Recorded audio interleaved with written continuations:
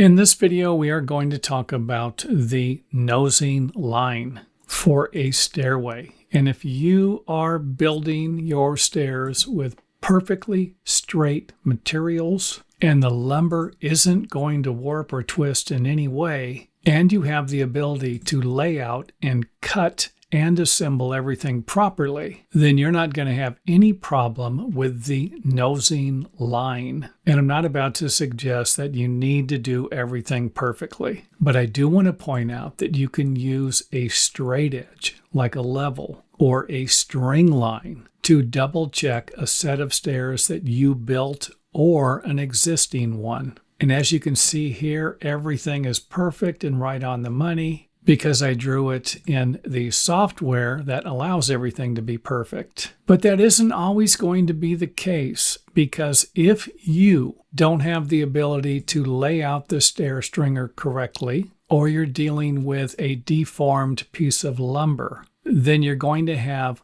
high and low spots in your stairway. And of course, there are building codes that allow for variations like this. So I'm not about to suggest you need to worry about anything, but I am going to suggest that you can just simply grab a straight edge and set it on top of a stairway like this one here to check for variations instead of measuring. Because if you have a high spot, then there's a very good chance you're going to have a high riser or a longer tread. And if you have a low spot, there's a good chance you're going to have a shorter riser height and possibly a shorter tread depth. So I would suggest laying the straight edge on the stairway first. And if everything lines up perfectly, you don't have to worry about it. And if it doesn't, then you better start checking for riser and tread measurement variations. And then find out what the local building codes in your area are for those variations, to see if the stairway would fail a building inspection, or, for example, if it's in a public area where there's going to be a lot of people using it, and you think it's going to be a safety hazard, then it might be time to remove and replace the stairway